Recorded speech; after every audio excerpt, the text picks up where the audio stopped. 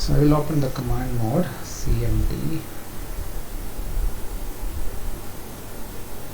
and then go to the D drive, because my folder is in the D drive, and then cd to that, go there. Okay, so I reach there, and then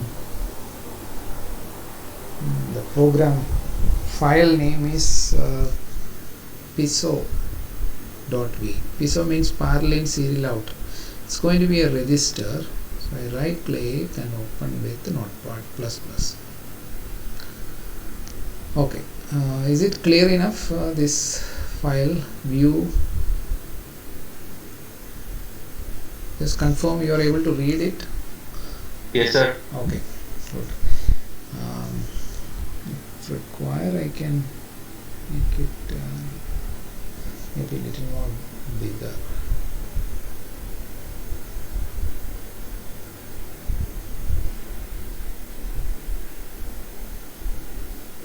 Okay. Alright, so this is the program in Verilog for describing a parallel in serial out, PISO. Okay, parallel in serial out register. So register is basically a memory element in digital circuit, and we need to use them for any RTL design methodology. Register is going to be one of the most important part. So first of all, we need to know how to design a register, and registers are of various kinds. If you go back to your digital electronics digital design classes, we have covered various types of registers.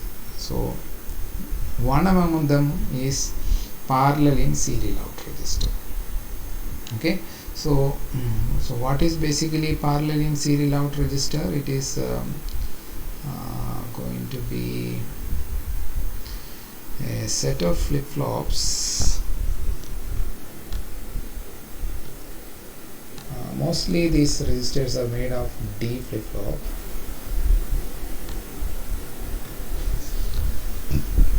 Okay, so there are lots of D flip-flop like this.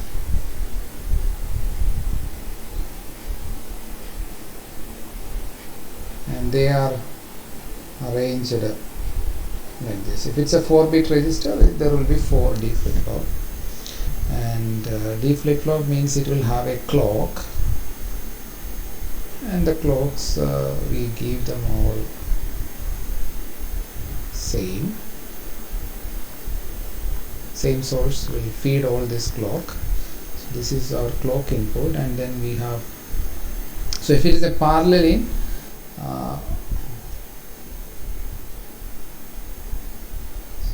the data will come like this.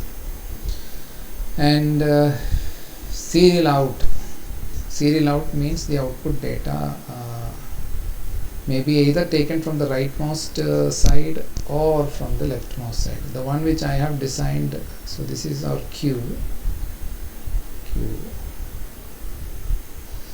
So if I name the register, maybe this is 0, 1, 2, 3. If there is a dot, there is a connection. There is no dot.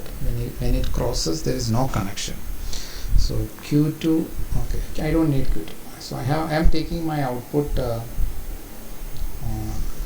So this is my output. I will call it as Y. And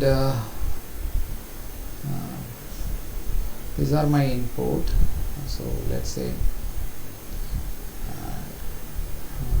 the input, I will call it as X.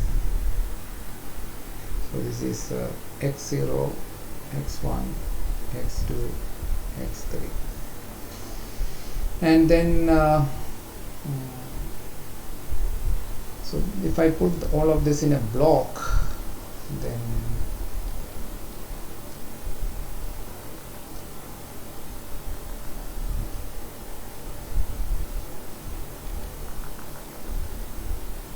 okay. So in parallel in serial out, I have a way in which I can load it parallelly. and then it should be able to be shifted serially. So to serially shift the output of this flip-flop, I should be able to put into the D, okay, D input. So I should use a multiplexer. So this design will have a multiplexer in each input. So let me just modify it. So let me just modify so that I will draw with multiplexers. So there is a multiplexer. It's a 2x1 multiplexer. And then similarly here also, here also, here also. The output of the multiplexer is what I am giving to each of the input of the flip-flop. And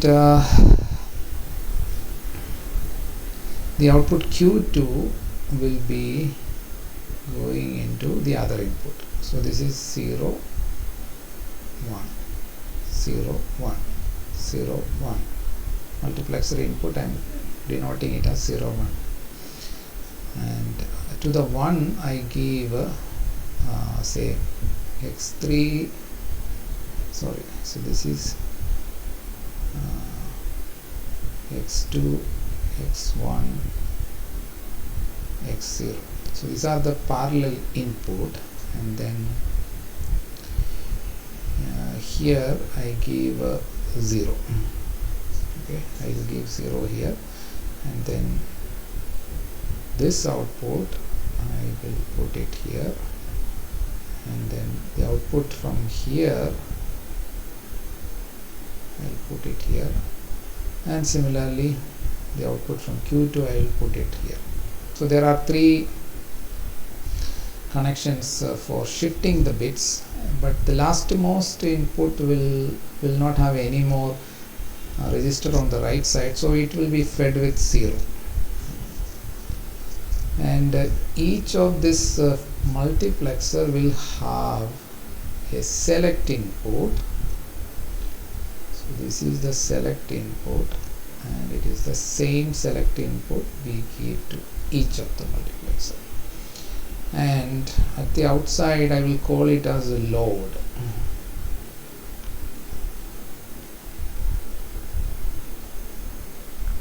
So if I now draw it as a block, this entire register as a block, what is accessible from outside is this port inputs and port output. Okay, so you have a output here which is Y. So this is an output port, and all the other are input. Okay, so this is basically our design. Of course we can design first the D flip-flops and the multiplexer, and then we can structurally write the program to make it. That is what we did in the first class. Of course we did not design any D flip-flop, but we have seen that approach of structural approach of describing the hardware. Okay, so structural approach is basically a hierarchical approach where we first design the building blocks, and then we connect the building blocks according to the circuit diagram or block diagram. So this is what I want to achieve. So as you can see, if the change, so first thing is that these are all this is a synchronous circuit. Probably you know the difference between synchronous and asynchronous. So this is a synchronous circuit, synchronous digital circuit. By synchronous I mean every flip-flop changes its output only during the active edge of the clock, and it is the same clock that is given to all the flip-flops. So all the flip-flop will change the output state of the flip-flop will be changed only during the active edge, and the active edge, if I put a bubble here, it will be the falling edge. Okay, there are two edges for a clock. One is the falling edge and the other is the rising edge. So if you put the bubble, then active edge is basically the falling edge. So falling edge means 1 to 0 transition. So that is the time, the only time at which the output of the flip-flop can change, is allowed to change only during that. So that's the active edge. Now how it is going to change is going to depend upon the load input. So if my load is equal to 0, then what will happen? If load is equal to 0, then it will perform as a shift register. Okay, so every flip-flop will take input from the rightmost flip-flop. So D3 will be basically Q2, because if load is equal to 0, the 0 input of the multiplexer will come to the input of each flip-flop. So D3 will be Q2, and D2 is going to be Q1, and D1 is going to be Q0, and D0 is going to be 0. It will perform as a shift register. Okay, so but I should mention this is going to be left shift. This is going to be left shift. So that is what happens if load is equal to 0. Maybe I should write this way.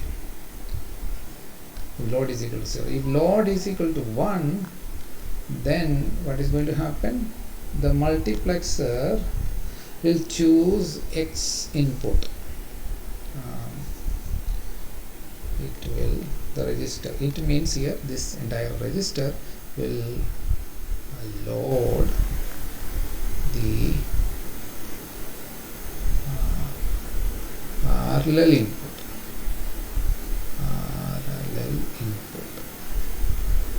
Okay, that is X equal to X3, X2, X1, X0.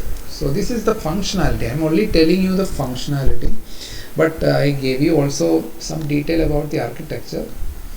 But this architecture is not necessary to be knowing a prior. We don't need to really know the architecture. If you know, you can design in a better way, but even if you don't know the architecture, it is possible to design the circuit just by just from the knowledge of the functionality of the circuit. So here we know that, so here what I wrote in words is that I want the state to be changed during the falling edge of the clock. So whenever clock is basically a waveform which continuously changes like this, so during falling edge, if I want to change, so these are the points at which the data should be modified at the registers. And then what I am saying is it depends upon the value of the load input, how it is going to change. If load is equal to 0, it's a single bit input which is given in this diagram as the select input. But even if you don't know that you require a multiplexer, still there is a block here with input 1 bit input load. If it is 0, then what has to happen is that the changes which happens during the active edge of the clock should be such that the rightmost stored value should be shifted to its left side successively. So for all flip-flops, it will take values from what is stored on its rightmost, it's the next successive rightmost register. And for the extreme right register or the flip-flop, it will basically take in 0. Okay. So this is the function definition. I think with this okay, and y is the output. So this is my output. This is where I take the output. So there is a parallel data which is x0 x1 which I mentioned here. So that I have told, load input I told, clock input I told, and the output also I mentioned that it's a single bit output. It will just whatever is, so during the first clock, if load is equal to 0, whatever is stored in D3 I will get initially at the output, and after one more clock this Q2 or Q2 will shift to Q3, and that will I will get after one more clock I will get Q1. So like that it will shift, and every clock I will get new value depending upon what is stored. Then when load become 1, whatever is x3 I will get at y. After one more clock, if the load is equal to 0, then x2 will come there. So that's basically the function. So the port inputs are x, load, clock, and port output is y. So these are the input pin and output pins which you should define when you write the module as a block, and then you have to describe the functionality which I told you. So today the design will be using the behavioral approach, where we don't really explore the structure of the module that you design, but we design based on the functionality. Okay, so let's go to the program and have a look at it. So if you look at, this is my module. Okay, so module name I have given as PISO because parallel input serial out. X is an input, load is an input, clock is an input, but there's a difference. Load and clock are single bit input, so I specify that input load comma clock, whereas my X input I am specifying it as an 8-bit input. Okay, though I have shown only 4-bit register, but here I have taken 8-bit input. So 0 to 7, there are 7-bit x0 to x7. So if you want to give it as 8 different inputs, you are permitted to do that, but it is more cumbersome and difficult to carry each variable separately, but better is to define it as a vector which contain 8 bits inside. Okay, so to define it as a vector, you use this square bracket and put in inside the order in which you want to label the pins. Okay, so if you write 7 colon 0, the leftmost bit will be taken as 7th bit.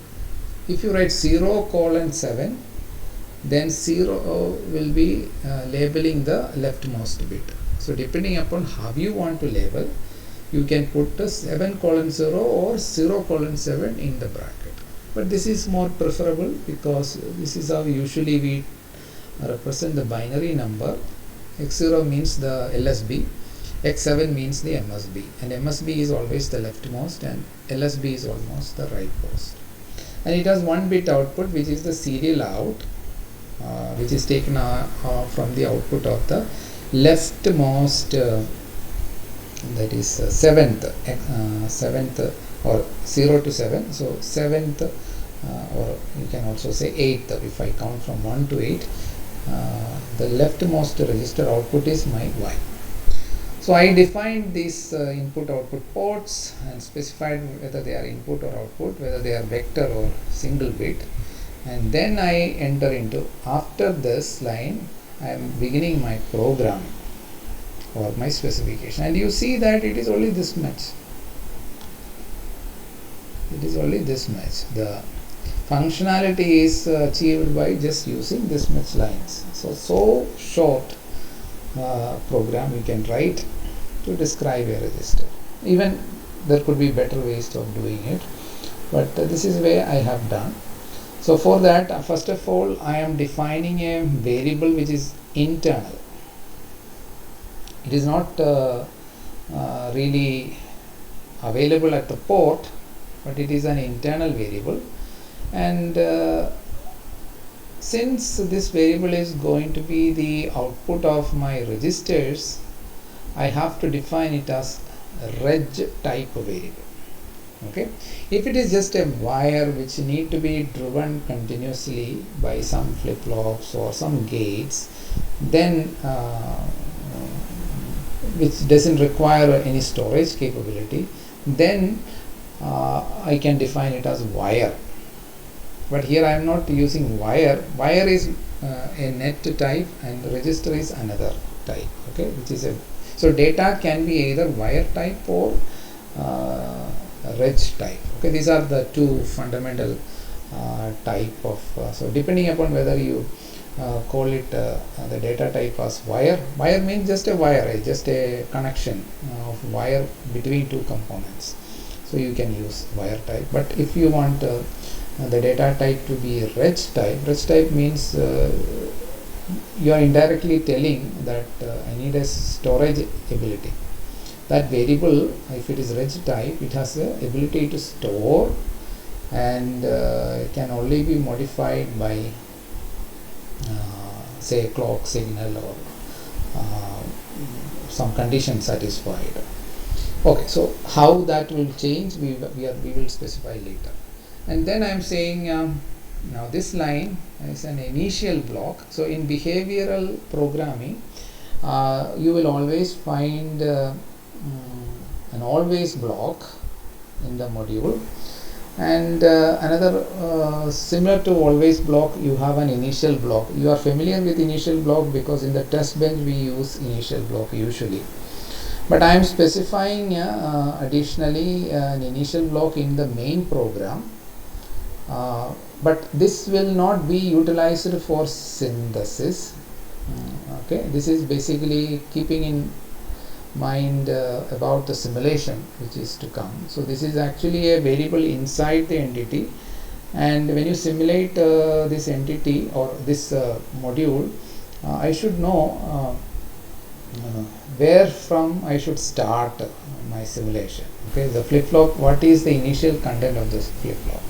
If I want to start it from 0, then I have to write it to be 0, so then it will be starting from 0. If I don't write, it will be an unknown state. Okay, so initially it will be an unknown state, and only after loading the input, then only the state will be defined. So it will be shown as X. Okay, so if you want it to be shown as 0, then you can put this block, otherwise it will be something like unknown state X. So 0 means low state, 1 means high state, X means unknown state, Z means high impedance state. Okay, so this is this block is also part of the procedural programming.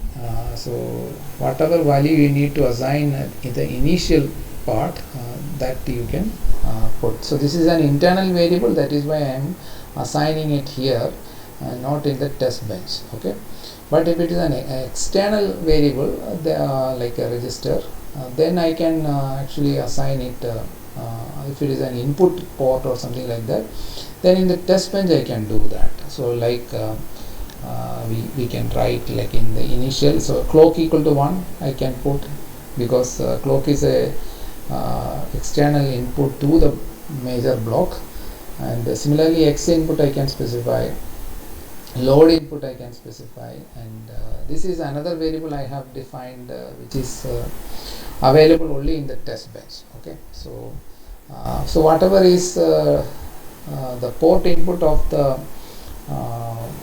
main block, I can specify, but if it is something inner to the plot, the major program module or major module, the design module, I will not be able to access it from the test bench. Okay, so this is an internal detail to this block. Okay, so I am defining it in the block itself. Okay, for simulation purpose. If I don't define it, I will get it as XX. Okay, so then I have the another so procedural programming or functional programming is will always have this always block. And what does it mean? So always, the syntax is at the rate, and in bracket you can specify what are the input pins you want to keep track of. Okay, so whenever there is a change in any of the input, if you want to execute something, if you want to take an action, then you put those variables inside the bracket. For example, I can also say whenever X changes I should run it again, or load is also an input when the load change. So if I have multiple variables, so you can put comma X comma load comma clock. If any of this changes, then I need to rerun whatever is inside the always block. But here I am only putting clock variable, and that too not any change of the clock variable, but a particular change which is the negative edge change. So this is where I detect the negative edge of the clock. From when it goes from high to low, that transition, when it happens, whenever that happens, I want to execute whatever I have put inside. And what is I am putting inside? I am using basically an if-else statement. If the load is high, then I want to load the data. Basically, Q should become, Q is a register, it should be, take values from X and stop. That's it. If load is high, this is what I want to do. But if load is 0, then I want to do a shifting operation. And shifting operation can be achieved in this way, in a short manner. I can use a for loop and define it more extensively, but this is even better because it's very concise. Q equal to Q double less than 1, which means that one bit, so if Q is a vector, then Q0 will go to Q1, and Q1 will go to Q2, and Q2 will go to Q3, Q3 will go to Q4, Q4 to Q5, Q5 to Q6, Q6 to Q7, because it's an 8-bit vector. And Q0 will take value as 0. Okay, so that is how this double less than is defined. It is a well-defined operator. What it means is that if you can use it on vectors, and when you use it on vectors, and this is what it will do, it will shift with the rightmost bit making it 0. Instead of 1, if I do put 2 here, then I will shift it by 2 steps. Okay, so Q0 will go to not Q1 but Q2, and Q1 will go to Q3. So if you want to do if I want to skip one register and shift it to the next to next register, so then you put 2. If you put 3-bit shift, etc. So this is the standard operator. And then finally I have a combinational circuit connection where I say the output port Y will be taken from the content of Q7. So this is all. So I just described the function. I did not use any multiplexer. I did not define any other detail or the structure, how it should be connected, nothing. Okay, in Verilog you can do the programming in a very easier way. This is called behavioral type programming. We just specify the functionality, but whether it should be a register data type or wire data type, that you should have some judgment. If it involves storage capacity, then you have to define it as a reg data type. Okay, the variable should be defined as a reg data type. Otherwise, if it is only a combinational circuit, then wire data type will be enough. So this is our program, and if you give it for synthesis, we should remove this initial block, because initial block cannot be used for synthesis purpose. Only always block can be synthesized in behavioral program, and you can have multiple always block also possible. So this is basically a example for designing parallel input serial out register. Okay, so it is visible that it is left shift because it is less than. If it is double greater than, it will be right shift.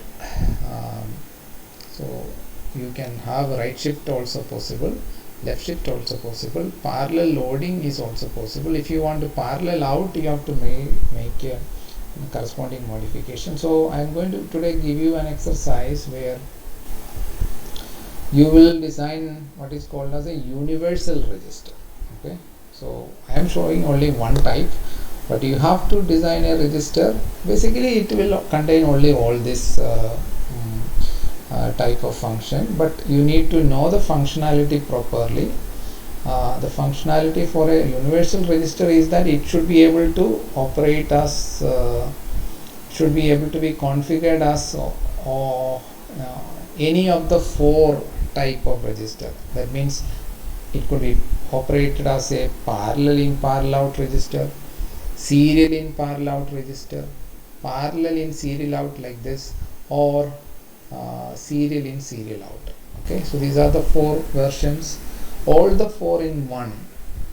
So which of this mode it should operate, that will be determined by some control signal. Like in this case it is controlled by whether it is serial shifting or parallel loading, it is controlled by the load input. So you need to decide how many control bits are required in order to choose from the variety of operation that can be achieved. Okay, and then specify that function in Verilog language by the code. So you can use the if else statement.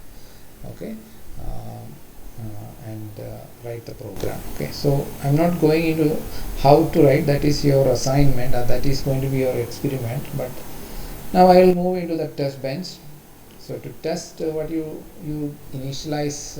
Okay, so here some more additional thing I'm putting in so that I can show you some of the other features available in Verilog. You can define what is called as a parameter. Parameter is something like a constant available inside the program. So you can make that constant as t equal to 10. So wherever t wherever you want to use 10, you can substitute t there, or t by 2, or a so like that there is a constant available. Just like in C language we define something as a constant, and then use wherever we want to use that constant in different places, you can just call that value or that variable and take whatever is the constant value. The advantage is that if you want to change it to 20, you just need to change only in one place. All other places, because you have defined it in terms of the variable, it will automatically make changes there. Okay, so I am defining it as a clock period. So clock period is 10 nanosecond because my unit is 1 nanosecond. So if I write 10, it will be 10 nanosecond. Okay, so here is my clock. So this is how I define the clock. That is also defined by using an always block. It will wait for t by 2 nanosecond, that is 5 nanosecond, then clock will become not of clock. Okay, so what does it do? It just invert whatever is its current value. So I need to assign what should be the initial value, so that I am doing it as 1 here. Initially clock is 1, and then it wait for 5 nanosecond if t equal to 10, and then clock will become 0 because of this. And then it will again wait for 5 nanosecond, and clock will become again 1. And this will just go back and forth after every 5 nanosecond. Therefore you get a period equal to 10. Okay, so change happens after 5 nanosecond means period equal to 10. For 5 nanosecond it remains at 0, another 5 nanosecond it remains at 1. So period is equal to 10 nanosecond. Okay, so then everything as before. I need to specify all the input to the entity under test as reg type here. Okay, so X was an input, load is an input, clock is an input, all are reg type, and the output should be wire type. I am defining output as wire type, and then I am having an additional variable which is called integer type. Okay, I want to use that variable. This is only just for the simulation purpose, just for me to see how many clock cycle. I am basically using it to count the number of clock cycle. So here I can see after every time the negative edge is detected of the clock, I update n as n equal to n plus 1. Just for my visualization of the program, okay, output, okay. When I simulate, I want to see, okay, after the first clock is 1, next clock 2, then 3, 4, 5, 6. So whenever there is a negative edge, it will detect and update it's like a counter. So if you want to write a counter program, you do something like this. It's very easy to write a counter program in Verilog. You just write n equal to n plus 1. And to what extent you want to count, depending upon that, you construct a for loop, and it will just count, update the count. If you want to do up counting, n equal to n plus 1, down counting, n equal to n minus 1. So essentially this is a counter, but I am writing it in the test bench. So it is not part of the hardware I am describing. It is just for me to visualize and see the number of clock cycle at the output of simulation. And then I have here the instantiation of the piezo module. That means I create a hardware inside the test bench with all this mapping. Okay, mapping I told you in the last class that if you keep the same order in the way in which you have defined the original module, so I don't require a mapping. It will just take it x load clock y, that is the order. So I follow the same order, and I can use the same variable also in the instantiated block. Okay, but if I am instantiating two such blocks, then of course I cannot use the same variable. I need to use a different variable accordingly based on the connection between the block. But if it here only for testing purpose, we will instantiate only one module, and therefore I can use the same variables without any trouble. Then I have this variation of input. After 40 nanosecond I change load to 1, then 20 nanosecond load becomes 0. Then I wait for 100 nanosecond, another 100 nanoseconds, so that many clock cycles will come and go, and then I will see what is the output. So in order to take the output, I have these standard commands in the initial block. I will store it, the waveform, into this piezo underscore w. I will dump the variable of the test bench, including the instantiated element, which is piezo module, because I am putting 0 here. If I put 1, I will only get variables of the test bench, but I am putting 0 here so that I will get whatever is the internal Q values also I would like to see. Okay, internal variables also I can see. And then monitor command, this is just to see it on the command prompt, how the what are the variables I want to display, the output, input, etc. So that's it. So that's the test bench. So I have this program. I will give it to you so that you can use it. Otherwise you have to just write it again. Okay, but your experiment is to design a universal register. So universal register, I told you, all the 4 operations should be able to be done. Serial in, serial out, parallel in, serial out, then serial in, parallel out, parallel in, parallel out, all 4 in one. And you can have the serial shifting either to left or to the right. Okay, so how to incorporate all this in one entity or one module, that's your experiment. And then write the test bench and test it, whether it is happening when I change the control signal, whether it is functioning it as a serial in, serial out, whether it is functioning it as parallel in, parallel out. I have to verify all of that. Okay, so let's run it.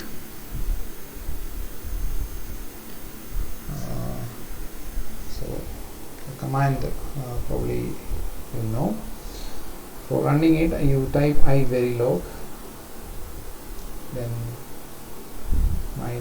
-o, what is the file to which you want to dump the compiled output. So I want my entity name is piezo So I will write it as piezo dot underscore. You can put your favorite name, okay, and then I should specify the file name, so that is piezo dot v. So I compiled it. Now the new file will be created, and if I want to now see the output, I run the compiled output, which is piezo underscore or VVP. That will. Okay, so this is the format of data that I am printing out.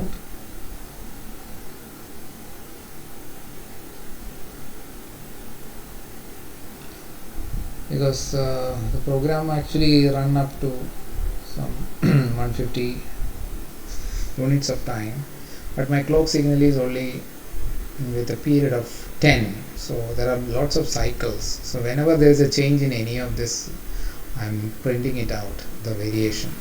So initially, to start with, time t equal to 0, my initialization, I can see that my clock number of clock cycle is 0 initially. It has not yet detected any negative edge. Only then the count will change. That will happen after 5 nanosecond, because to start with, clock is 1. So after 5 nanosecond there will be a transition, and that is reflected in the count of the clock to become 1. Load input is 0 for a long time initially, so that means it should function as a shift register. So whatever is the initial data stored in the register, it will be shifted out, and what we have stored is 0. Okay, so that is the initial block I mentioned in the module definition. I put it as 0, and because of that 0 is coming out. Then when the load become 1, it will basically change the Q out, Q inside the, that means the register content will be loaded during the active edge. Okay, so that will be, so load is becoming 1 at 40 nanosecond, but the loading will happen only when the active edge of the clock comes. So that happens at 45 nanosecond. Okay, so now the Q value is same as X, and what I am loading is AA, that is 1010 1010. So this is the data that I am loading, and that after 45 nanosecond my Q is that. So that means my Y should be 1. So that you can see here, Y is 1 because my Q is 1. I mean Q7 is 1. Q7 is my Y. So that becomes at 45, Y became 1. Okay. In the next active edge, that will come at 55. So, but load is remaining 1, so there will be no shifting. So whatever is that my Q7, that will be just coming at the output as long as load is. Now the load is removed at 55. Okay, so sorry, 60. The load became 0. In the next active edge, that is going to happen at 65. Then one serial shifting will happen. So the next bit, that is earlier Y6, will become Y7, and that is available at the output, and that is 0, because 1010 1010, that's the 8-bit. And then you can see that it becomes 0, then it becomes 1. During one cycle the output doesn't change, because there's a clock remains at 0, clock remains at 1, so it is showing separately because of the clock change. But one cycle you need to take 2 at a time, 2 rows at a time. So Y equal to 0 for one cycle, and the next cycle Y equal to 1 and it is coming out. So that continues as long as the load is 0. Now if I want to see the waveform, the same information in the form of waveform I can plot. So what is it? GTK wave. So GTK wave, my file name is piezo underscore w dot vcd. So that's the name I gave in the program here. So it will be stored in that file. So I run it. So now if you look at the variables that are available for me, I have the test bench variables. So these are all test bench variable. But if I want to go inside the entity, I click here and expand. So then I will have the queue also available. Okay. So so that's why I gave 0 in that dumping of the file. What I mean is this here I put dump with var variables. I put the first argument as 0, so that I will get all the variables inside the entities. If I put 1 there, it will not come, queue will not come. So okay, so let me just plot. So this is my clock, then another input load, another input is x. See, I put it as AA. Then Q I initialize to 0. Load is AA, but Q is 0. And then my output, which is the MSB of Q. So I fit to the screen. I hope you can see this.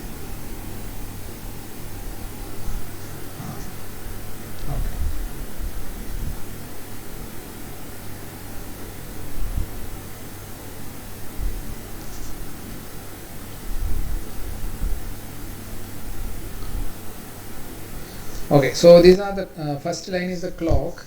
What we want to detect is the negative edge, but although clock is coming, output is not changing. Why? Because it is functioning as a shift register, but the data inside the register is 0. So it is shifting 0. 0 is coming at the output because the content of Q is 0. So the MSB which is taken out will also be 0, no matter how many clock cycle is going. Then what I do, I take the load input and make it to, the load input is made to 1. So if I make the load input to 1, then what happens is whatever is my data to the X input AA, that will come when the next active edge of the clock comes. So that is happening here. So you can see that Q became X. So just before that my Q was 0, load is 1, clock is 1. But when the negative edge came, the Q gets stored, and that changes the Y also, because the MSB of AA is 1. But the load is continuing to 1, so shift registering operation is not happening now. So even though there is another active edge happens here, no change at the output, because it will just keep on loading whatever is the parallel data into the queue. Shift register will happen only when the load becomes 0, because that is a select input, as I have shown in the block diagram. So when load input becomes 0, then it will function as shift register during every negative edge of the clock. So this is one negative edge, the next output is 0, and 1 0 1 0 is the pattern which is stored, and the next one it becomes 1. So it goes 1 0 1 0 after every clock cycle. And the data, first AA, if you shift it by 1 bit to the left, it will become 54. 5 means 0 1 0 1, and 4 means 1 0 0 1 0 0. Okay, because one more 0 entered from the rightmost bit. If you shift it one more time, it will become A8. One more time, it will become 5 0, then A0 4 0 8 0 0 0. So you can see these numbers.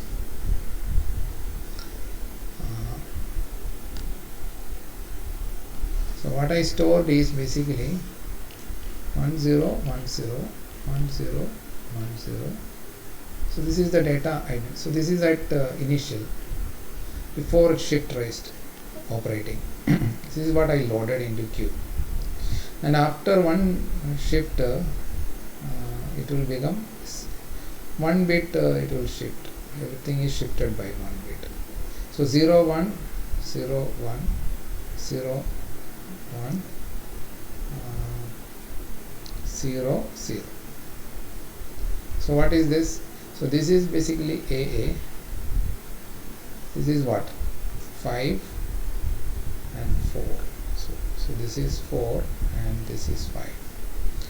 After one more shifting, 1 0 1 0, then 1 0 0 0. And what is this?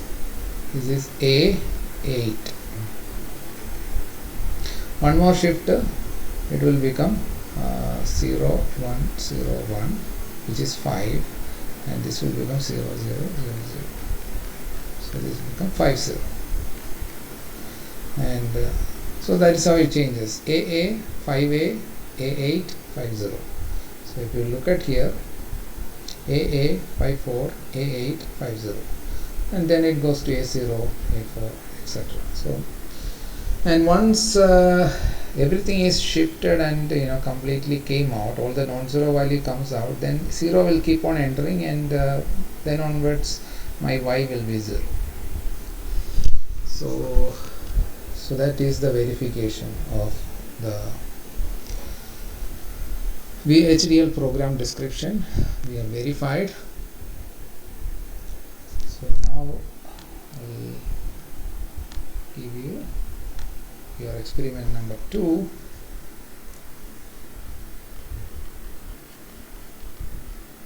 So we have to do it a behavioral program. Description. Okay. Universal register. So 8-bit, you can take 8-bit again. It doesn't matter in functional description or behavioral description. 8-bit or 4-bit, it's just a symbol change of a number. Okay. So that's basically what you have to do. Behavioral description of a universal register. And what is universal register? That you should know, but I will say you should be able to do parallel input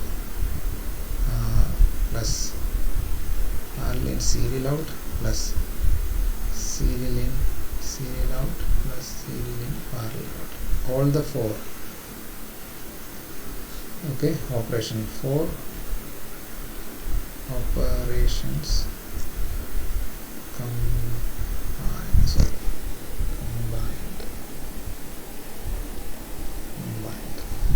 Okay, 4 operations combined in one module. So if there are only 4 operations, at least you require 2 control signals, okay, to choose from one of the 4 operations.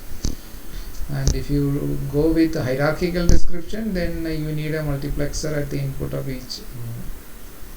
Maybe it is a 4x1 multiplexer, but you don't need that. That's the point. You don't need to know how the internal structure is. You can just describe this hardware even without knowing the internal structure by specifying its behavior. That's behavioral description. So you just describe the behavior of the. So if there are 2 control signal, when it is 0 0, perform this. You describe that. Say it will function as PPO. If it is 0 1, it should function as piezo. If it is 1 0, it should function as CISO. If it is 1 1, it will function as CPO. So you can decide whether you want to implement left shift or right shift. But if you want to give a choice for left shift and right shift also, then at least you need 3 control signals. One more control signal which will decide whether it will left shift or right shift. So then there will be 3 control signals, but it's up to you whether you want to do that also. So accordingly you have to decide the block. So the block, if I draw, So there should be a vector input, say x0 to x7. Then similarly you will have a vector output from y0 to y7. Then there will be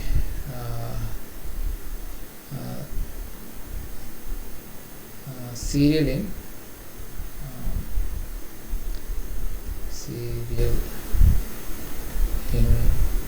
say left, then you have serial in right, then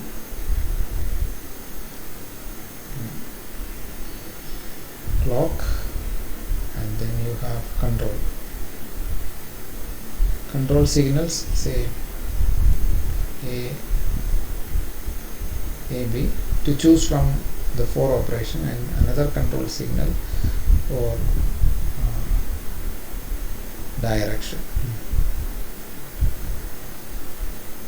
Okay. So when if you want to operate it as PPO, you have to parallelly load it. So AB equal to 0, you have to do the loading. So this is our universal register 8-bit. Okay, so this is your experiment number 2. Design a Verilog program using behavioral description for describing a universal register, universal shift register, 8-bit. Okay.